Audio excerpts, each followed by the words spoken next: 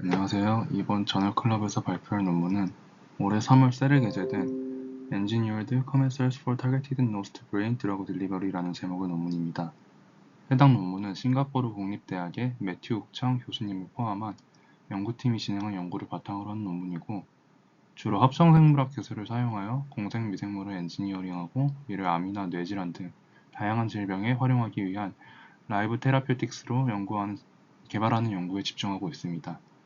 발표할 논문도 마찬가지로 인체에 공생하는 유산균을 엔지니어링하여 비강을 통해 뇌로 약물을 정확하고 지속적으로 전달하기 위한 플랫폼을 제시하고 이의 효능을 입증한 결과들을 소개합니다. 뇌는 인체의 모든 기능을 관장하는 중요한 기관이자 알츠하이머, 파킨슨병, 뇌종양과 같은 다양한 질환의 발병지입니다. 이러한 뇌질환의 치료법의 개발이 시급하지만 이를 어렵게 하는 요인이 있는데, 뇌를 유해물질로부터 보호하는 블러드 브레인 베리어, 즉 BBB의 존재입니다. 이 BBB는 뇌를 다양한 물질들로부터 보호하는 데 필수적이지만, 동시에 대부분의 약물이 뇌까지 효과적으로 전달되는 것을 막아버려 아무리 많은 양의 약물을 투여한다 하더라도 뇌로 도달하는 유효 성분은 미미한 경우가 대부분입니다. 왼쪽 그림에서 볼 수 있다시피 거의 대부분의 물질들이 BBB를 통과하지 못합니다. 이 BBB를 우회하기 위해 생각해낸 것이 코의 비강을 통해서 뇌로 약물을 전달하는 경로입니다.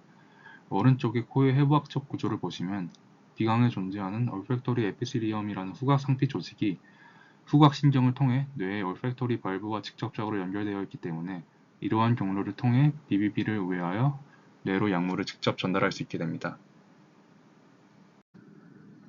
이러한 접근법이 분명 기존의 것보다 효율적인 것은 맞지만 이 방식 또한 여러 한계점이 존재합니다. 후각상피는 전체 미강 면적의 3% 정도밖에 되지 않아 약물 흡수를 위한 표면적이 극히 제한됩니다.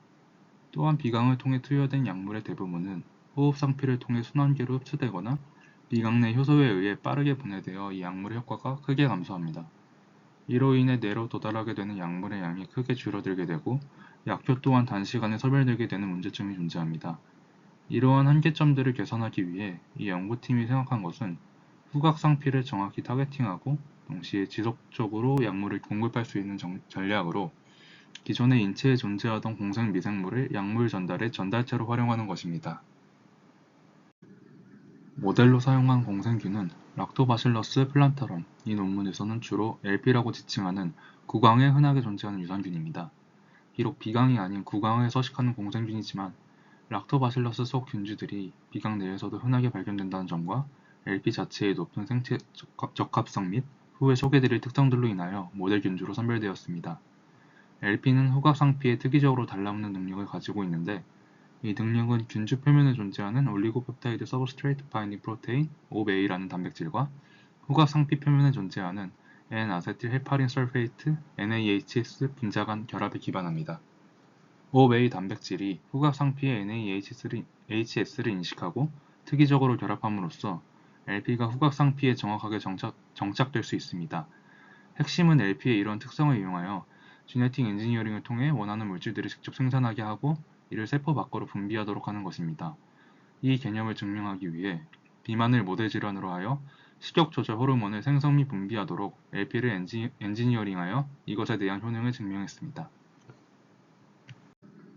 앞서 말씀드린 것처럼 LP의 표면에 존재하는 이 주황색의 오베이 단백질과 후각상피에 존재하는 붉은색 필라멘트 형태를 보여지는 NAHS가 특이적으로 결합하게 됩니다.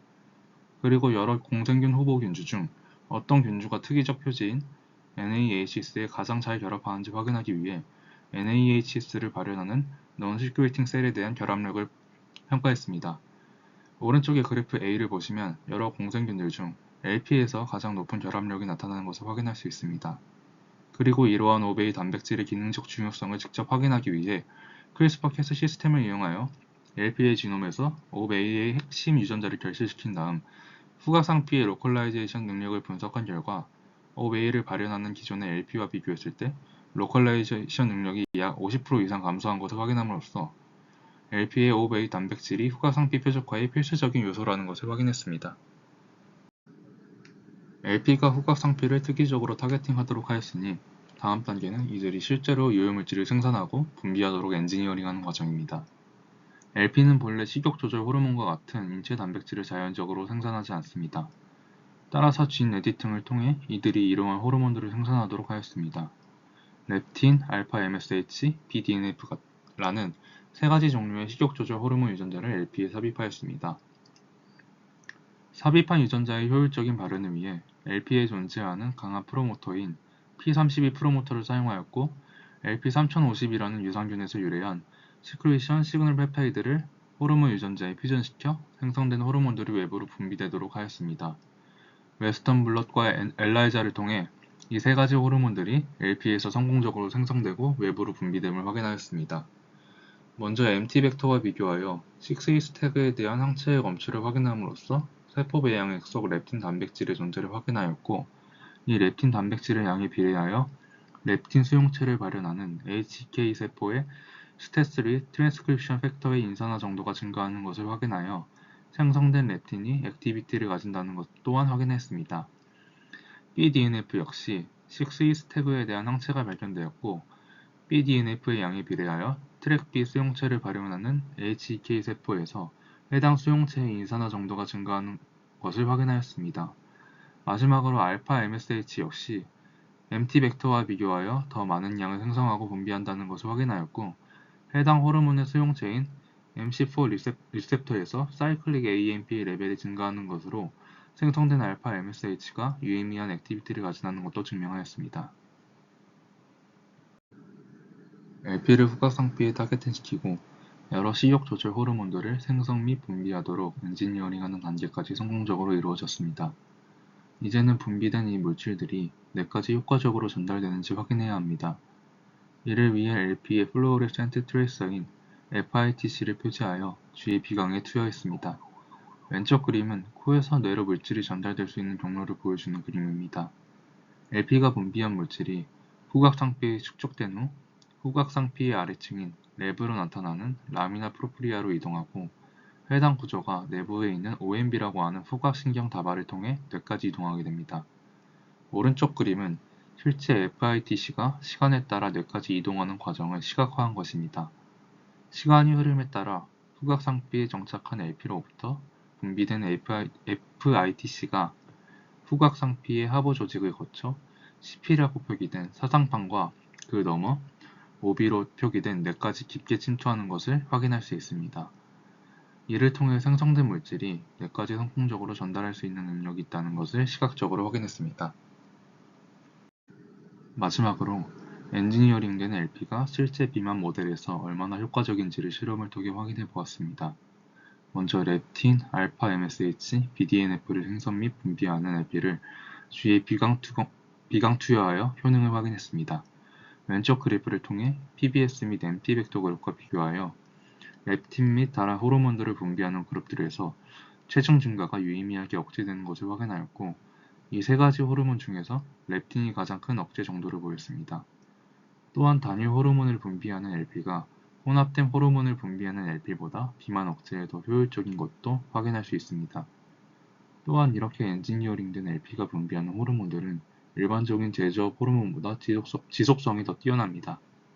오른쪽 그래프의 흰색 그래프는 일반적인 제조한 렙틴을 격일로 투여하였을 때, 파란색 그래프는 LP를 통한 렙틴을 격일로 투여하였을 때의 체중 증가 억제 정도를 보여주는데, LP를 통한 렙틴의 투여는 격일로 투여함에도 불구하고 체중 증가 억제 정도의 효율이 매일 투여하였을 때보다 떨어지지 않음을 나타내어 이들이 지속성 또한 뛰어나다는 것을 입증합니다.